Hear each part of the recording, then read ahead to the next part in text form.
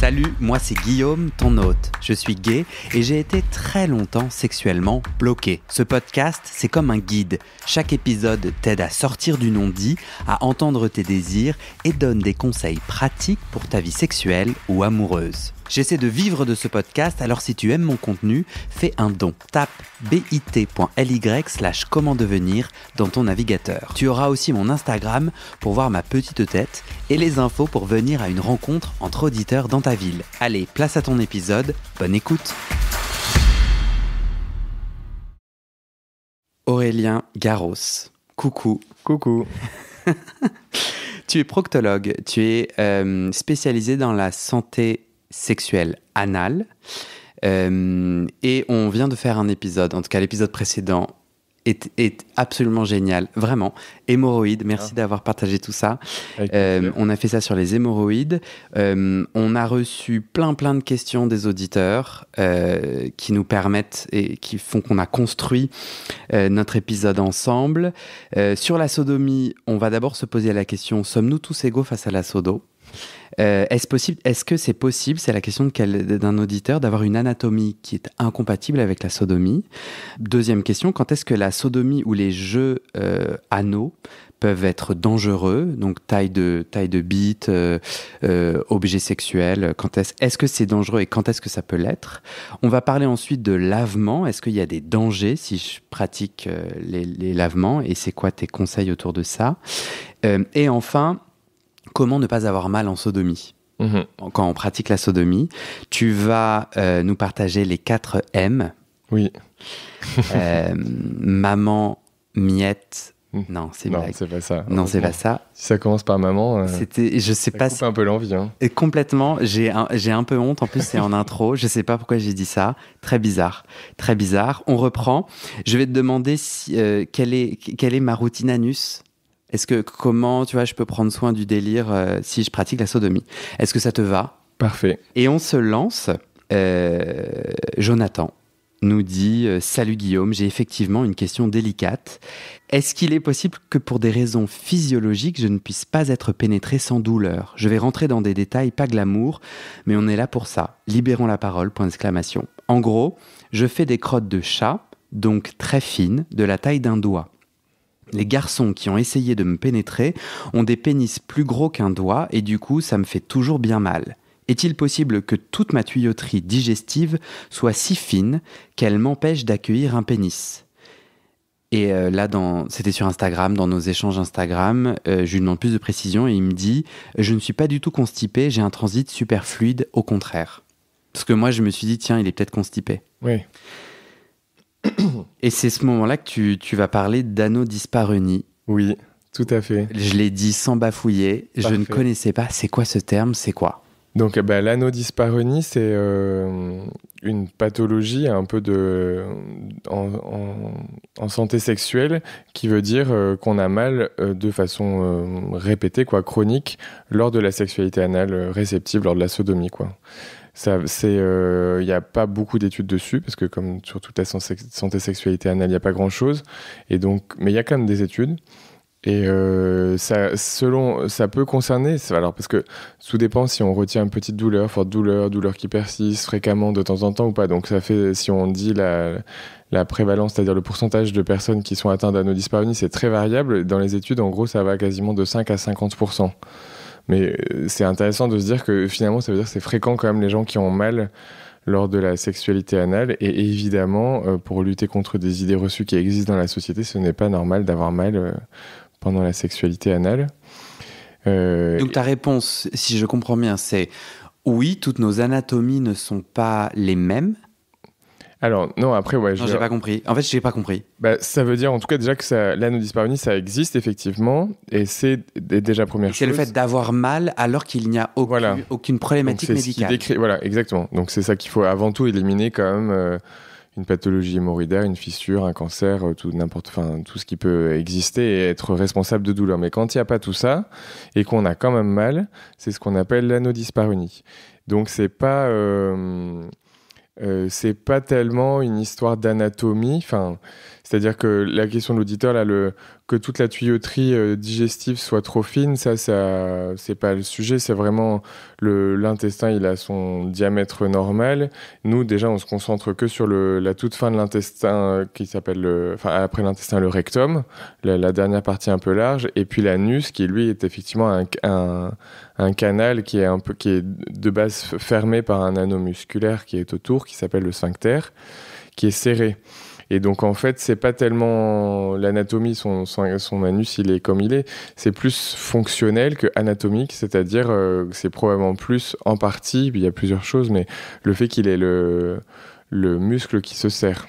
Donc, c'est son sphincter, c'est son muscle qui se serre, c'est pas son anatomie. Voilà. Donc, en fait, il a une anatomie normale. Il a la possibilité aussi de changer ça. Oui. Parce qu'un muscle, normalement, simple, oui. Non.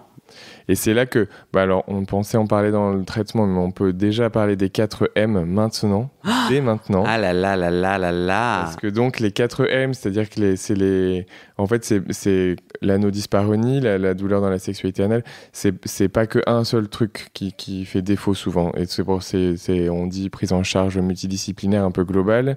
Et les 4 M, ça nous permet de penser un peu aux 4 grands points. Donc, le premier M, c'est le M de muscle.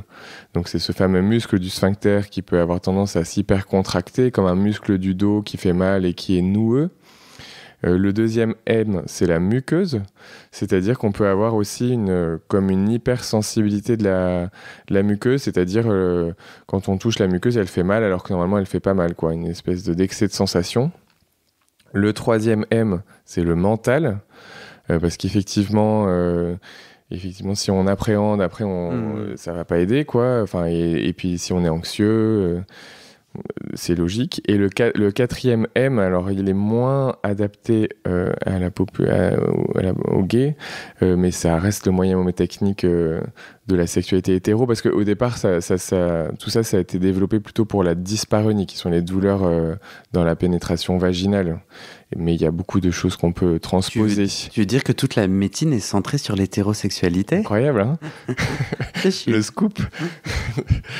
Et donc le quatrième M, c'est monsieur, madame. En fait, c'est pour parler du ou des partenaires. C'est-à-dire que une douleur dans un rapport, elle peut être aussi liée à quelqu'un ou quoi, ou parce que l'autre il a envie qu'on n'a pas envie. Enfin, on n'a pas de problème dans la sexualité si on n'a pas de partenaire. Donc forcément, c'est aussi un facteur. On va regarder, ouais. Sachant qu'après, on va justement parler de si mon mec ou la personne a une grosse bite, qu'est-ce qui va se passer. Le premier M, c'est muscle. Il me manque le deuxième. Muqueuse. Muqueuse, mental. Et monsieur, madame. J'ai cherché avec une collègue longtemps un quatrième M à la place de monsieur, madame qui serait pour dire partenaire, mais j'ai pas trouvé. Ok. Donc, à Jonathan, c'était lui que je lisais, ouais. Jonathan, on lui répond non, il n'y a pas de taille de tuyauterie qui rendrait impossible la sodomie. Ouais. Mais sans l'ausculter, tu peux pas dire beaucoup plus. Mais une intuition, c'est que son sphincter est très serré et la sodomie, du coup, ça lui fait mal parce que le muscle empêche. Ok. Et quand moi je disais, ça, on peut travailler sur notre muscle, elle t'a dit non, c'est compliqué. Non, je dis pas. Si, bien sûr, on peut travailler, mais. Il est tendu, quoi. On peut pas. Oui, mais c'est là que. C'est ce qu'on va avoir tendance à dire un peu facilement. Vous êtes tendu, travaillez dessus. C'est un peu une injonction. Il va pas y arriver comme ça, je pense. Enfin, c'est un peu trop facile de juste dire ça. Ouais. C'est plus global, mais on a prévu d'en parler un peu après. Alors, je sais pas si tu veux que je développe dès maintenant. Non, c'est toi qui as raison. Merci, je te remercie. On a une structure qu'on va suivre. Exactement. Est-ce que tu as tout dit sur l'anodyspareunie ? Je peux dire, non, parce que je trouve que c'est hyper intéressant. Un truc, merci de me le rappeler. Donc, il y a quand même quelques études. Là, je vous ai dit la prévalence, c'est-à-dire combien de pourcents de gens sont atteints. Et il y a des facteurs de risque qui sont définis et qui sont quand même assez intéressants pour comprendre aussi comment ça vient. Donc, ça arrive plus souvent chez les gens plus jeunes, plus inexpérimentés. Logique, mais voilà. Ça arrive plus souvent en cas d'anxiété de performance. Qui est le M du mental. Voilà. Ça arrive aussi, hyper intéressant, c'est décrit différemment dans différentes études, mais quand il y a en gros de l'homophobie intériorisée, c'est-à-dire le vécu de la passivité peut renvoyer quelque chose de difficile. La passivité, c'est le fait d'être sodomisé. Ouais. Mhm. Alors, c'est un terme qui est pas à propos, mais c'est un terme qui est utilisé en pratique. Ouais, ouais. L'absence de le manque de lubrification, la taille élevée du pénis et des problématiques de consentement, de désir. Ok. Et puis bien sûr après, plus logique, en post après une chirurgie, en cas de pathologie proctologique ou en cas d'antécédents de violence subis, d'abus sexuels, etc. D'accord. Donc moi, ce que je comprends, c'est que en gros, toi, tu es proctologue médecin. Tu reçois des patients et donc les 4 M et l'anno disparonie, c'est qu'en gros t'es un enquêteur et une fois que tu as éliminé les raisons médicales de difficulté à la joie de la sodomie, si cette personne a envie de faire de la sodomie, alors là on va trouver d'autres facteurs qui sont non médicaux, qui sont plus sexos. Oui, bon, c'est médical aussi, mais oui. Aussi, excuse-moi, ouais.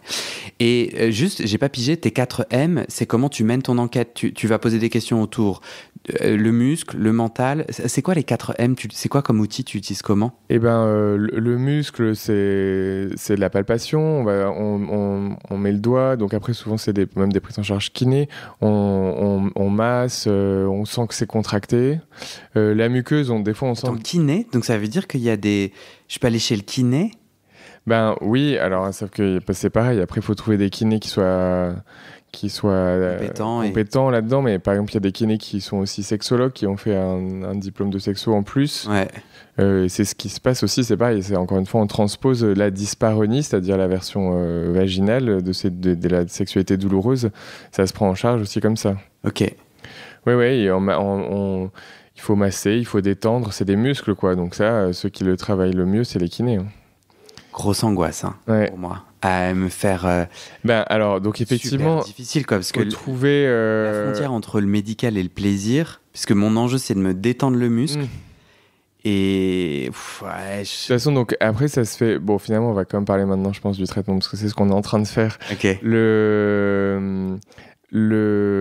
C'est un peu en deuxième intention, c'est-à-dire déjà on commence par un peu des conseils sexo de base qu'on peut développer maintenant ou peut-être après, et si ça suffit pas et que tout dépend à quel point c'est présent, parce que en fait il y a des gens qui ont un peu d'anodyspareunie de temps en temps, il suffit d'en parler un peu, on décoince ou on précise, ou des fois en fait l'idée c'est juste aussi de pas insister, de mieux se connaître et de constater qu'à des moments on n'a pas tant envie que ça. Oui, donc là, c'est le M du mental. On peut rentrer par plusieurs portes, résoudre. J'ai des blocages à la sodomie, les 4 M, c'est 4 portes, quelque part, qui permettent de poser des questions. Il faut essayer de les ouvrir plus ou moins, quoi. Ouais, bien sûr. Et quand on discute pour prendre en charge, on essaie vraiment de comprendre si c'est fréquent, si c'est avec qui, comment c'est apparu, est-ce que c'est depuis toujours, est-ce que c'est depuis un événement On fait ça, mais vas-y, parce qu'on fait ça, on en discute maintenant. Après, on se demandera taille de bite, quand est-ce que c'est dangereux, et après les risques après, on fera les risques après, et après ma routine anus. Très bien. Quel je tiens. Et les lavements. Ok. Donc en fait, on explore les 4 champs. En faisant une discussion un peu longue, d'essayer de comprendre depuis quand on a mal, quand est-ce qu'on a mal, dans quelle situation, avec qui. Quelles sont les histoires de cœur associées ou pas associées, pour essayer de...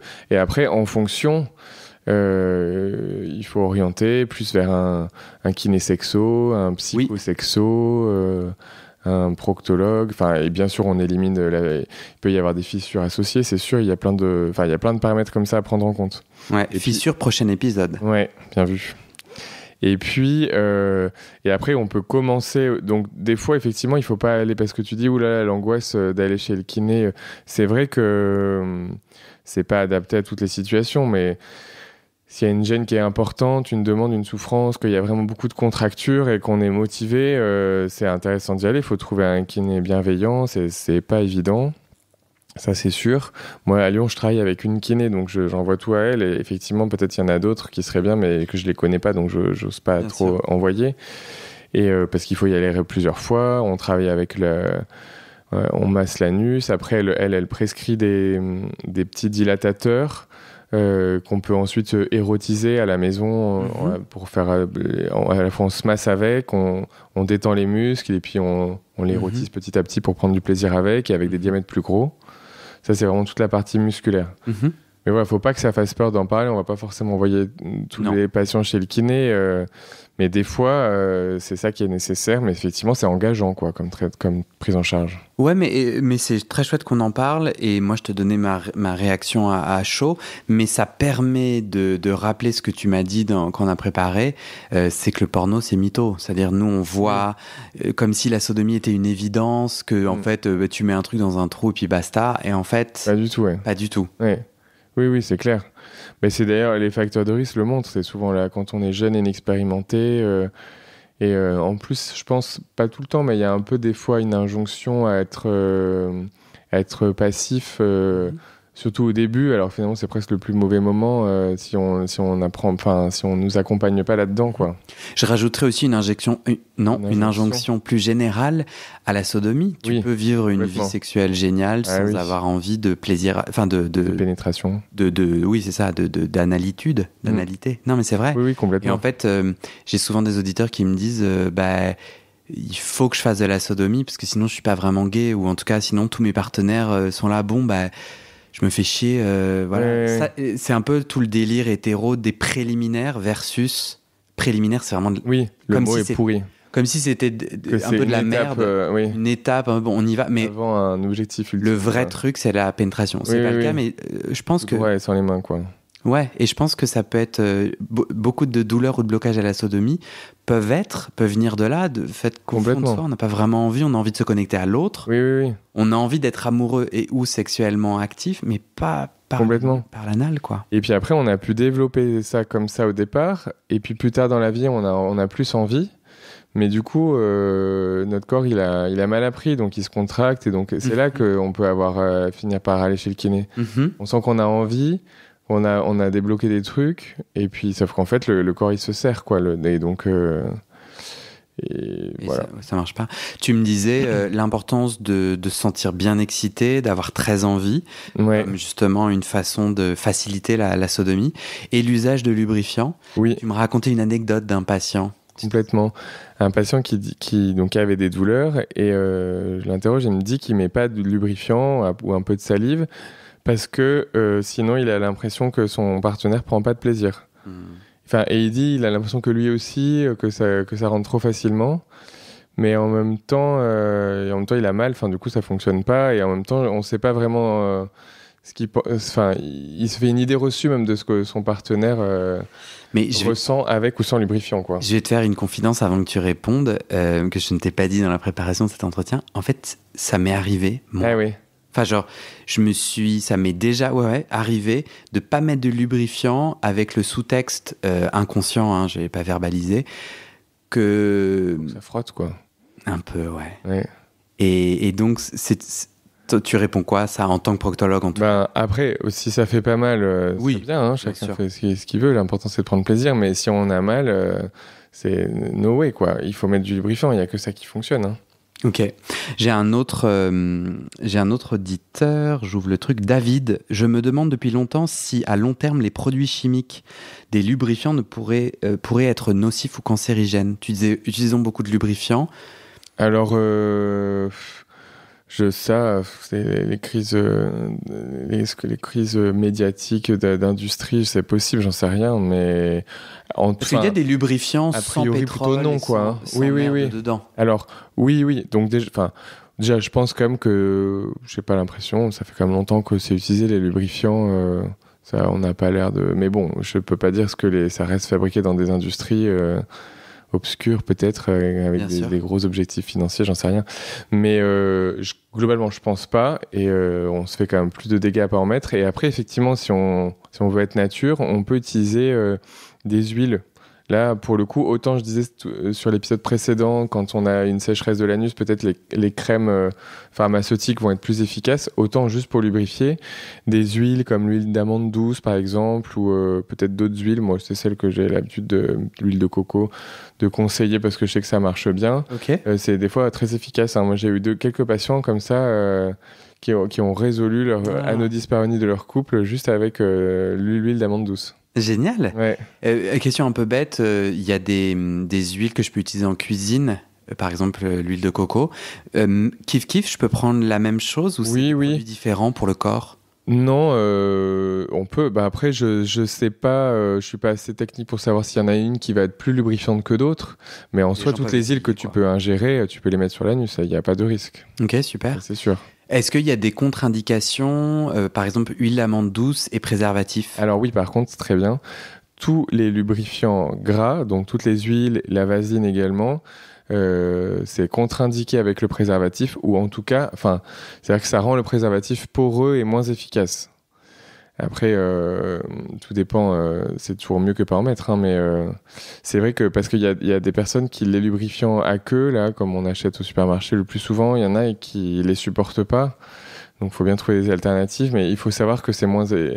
Peut-être si on a la PrEP, on peut se permettre de mettre une capote avec un lubrifiant gras, mais si on prend pas la PrEP et que c'est pas un partenaire connu et qu'il faut mettre la capote, là, il vaut mieux pas... À chacun de faire son mix de santé sexuelle. Balance bénéfice-risque. Ouais, c'est ça, sa balance bénéfice-risque. Mais là, tu te dis qu'il y a plus de possibilités, parce que moi, je vais pas voir le préservatif se détériorer. Oui, mais il est plus poreux. Mais de façon invisible, il laisse passer plus d'IST, VIH et autres. Tout à fait. Ok. Sur les... j'avais juste un dernier point que tu as déjà dit, sur tes conseils pour... Oui, sur les conseils, je les ai peut-être pas tous dit. Hein. Le dernier, tu l'as dit, tu as vu l'impact d'avoir de l'homophobie internalisée, ne pas assumer, tout à fait, qui pour moi est quelque chose de très intéressant et de très important. En tout cas, les gens qui écoutent ce podcast, rares sont ceux qui écoutent tous les épisodes, mais il y en a qui me disent « Oh là, tu nous saoules avec ton sujet récurrent ». Mais pour moi, l'homophobie internalisée, donc le fait... Ouais. Moi, je suis homosexuel publiquement, donc non seulement tout le monde est au courant, mais en plus je fais un podcast dessus, et pour autant, je vois encore des morceaux d'homophobie internalisée. Ça veut dire que le monde autour de moi étant si insultant ou limitant par rapport aux personnes homosexuelles, que ça soit dans la sexualité ou en dehors, sans m'en rendre compte, j'ai ingéré, j'ai encrypté, je sais pas si ça se dit, j'ai gravé sur mon disque dur, sur mon logiciel inconscient, cela, et donc je te le recrache sur moi-même et sur les autres sans m'en rendre compte. Ouais. Et je sais que le moment de la sodomie, où on peut se dire je suis pénétré donc je suis la femme, on peut se dire plus ou moins consciemment, mais toutes ces images-là, je rappelle que première insulte qu'on peut entendre, enculé. Ouais. En fait, le fait d'être sodomisé, c'est la pire des crasses. Je rappelle aussi que dans le monde entier, il y a plus de 70 pays où c'est un crime d'être LGBT. Souvent, ces lois, elles se focalisent sur la pénétration anale pour déterminer qui est le criminel, entre gros guillemets, bien entendu. Pour moi, c'est pas anecdotique. Et donc, je prends le temps de le dire parce que je pense qu'il y a des gens qui ont des douleurs à sodomie et qui se disent non mais moi l'homosexualité c'est bon, j'ai fait mon chemin, et à qui j'invite, bon alors après il y en a qui ont fait leur chemin et tout va bien, hein, c'est pas le sujet, mais voilà, si des choses que je dis résonnent, ça peut être des pistes d'exploration. T'en penses quoi? 100% d'accord avec toi. Oui. Puis parce que c'est le monde, tu dis le monde autour est encore homophobe, et puis aussi même s'il l'était plus aujourd'hui, c'est-à-dire que quand nous on s'est construit en tant que gay, enfant, ado, il l'était, de toute façon on s'est construit comme ça quoi. Donc après ça reste. Hein. Et ça, dans ces cas-là, c'est le M de la solution du mental. Sexothérapeute, psy, on est d'accord que là, sur ce sujet-là, en tout cas, c'est moi en proctologie que je peux trouver mon affaire. Complètement. Mon aide. Complètement. Ok. Tu vois autre chose à dire? Oui, enfin, à peine, mais... C'est ça, de changer notre ordre. Voilà, on est... Mais j'aime sa spontanéité, mais on est perdu. Oui. Non, on n'est pas perdu. Dans les un peu... Bien. Les conseils de bonnes pratiques dans la sexualité anale, moi je voudrais réinsister, on l'a dit aussi, mais sur le côté stimulation de l'anus, qui n'est donc pas un préliminaire, puisque ça peut d'ailleurs être en soi un aboutissement et un plaisir.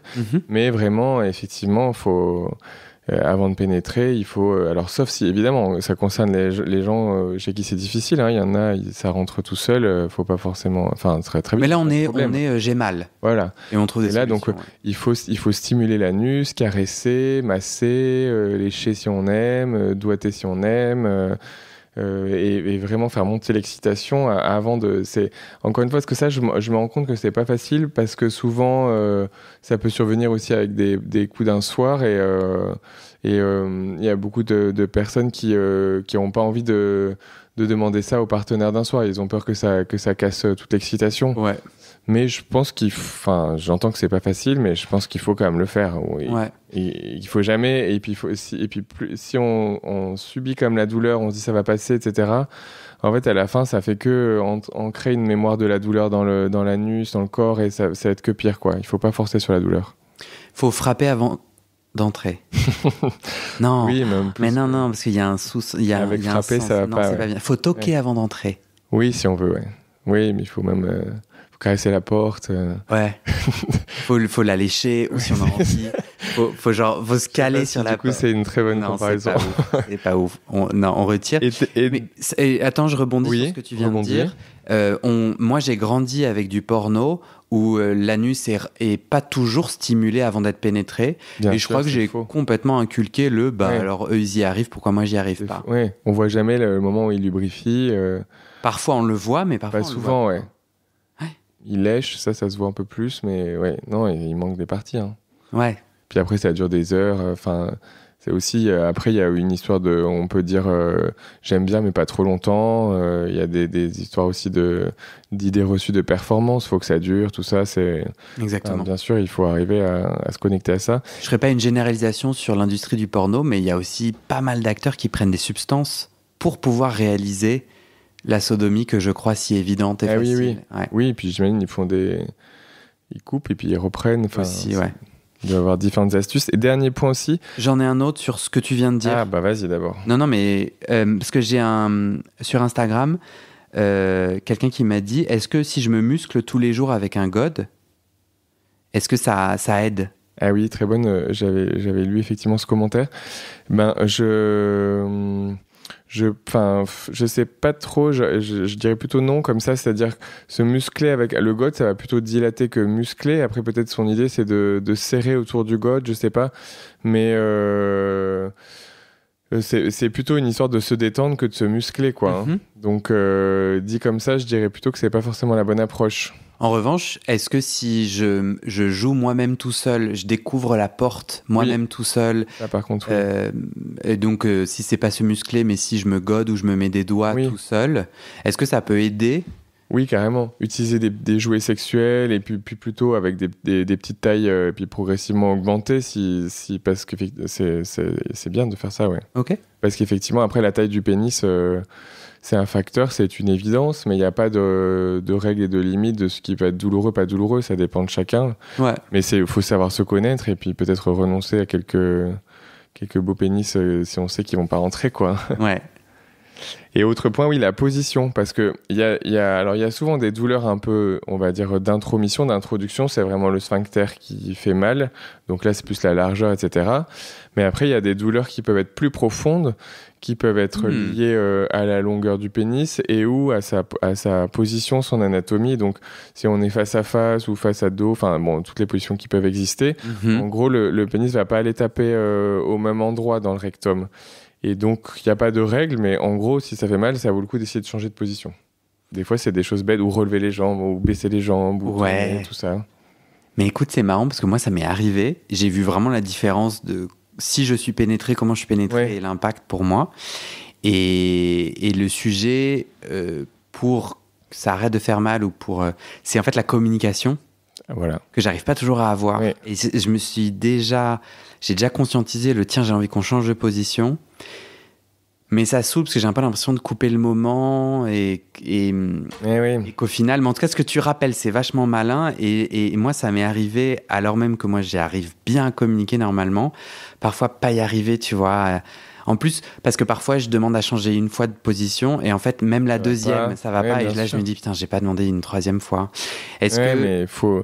c'est ce que je disais tout à l'heure globalement. Mais il n'y a pas d'autre moyen. Hein. J'entends que ça peut coincer, mais il faut accepter que. Et puis tant pis, si après l'autre il est plus excité, c'est pas grave. Hein. Ouais. Il faut pas se faire du mal, quoi. Bien sûr. Après, et puis tout dépend, bien sûr. Il peut y avoir une petite note de douleur qui gêne pas et qui excite. Enfin, après, ça aussi, c'est pas le sujet de la discussion, mais. Oui, toute douleur n'est pas à éviter dans la mesure où on est consentant et où c'est le juste niveau chouette qu'on a envie de ressentir. Ouais. Trop bien. C'est la fin de notre première partie sodomie. Très bien. Car nous en aurons une deuxième, c'est l'épisode d'après. Parfait. À tout de suite. À tout de suite. Non, faut que j'arrête de dire à tout de suite. Pour les gens, c'est à bientôt.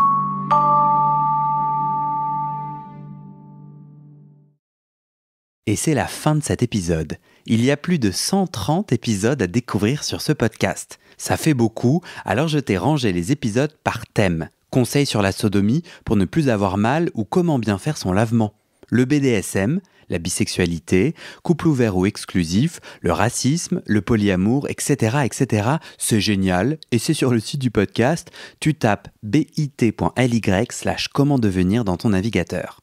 Ah, une dernière chose, ne t'en va pas, si tu aimes mon contenu et que tu veux que ça continue mais tu ne peux pas devenir un des 400 en me soutenant financièrement, tu peux m'aider en quelques clics. Écoute bien, il te suffit de cliquer sur s'abonner ou suivre sur la page du podcast dans ton app d'écoute et de mettre 5 étoiles. Ces petits clics qui te prennent 5 secondes, ça fait vraiment une grosse différence pour le futur du podcast. L'algorithme se met à pousser automatiquement le podcast à plus de gens. Ça me permet alors de trouver les prochains témoignages et des potentiels futurs donateurs, donatrices.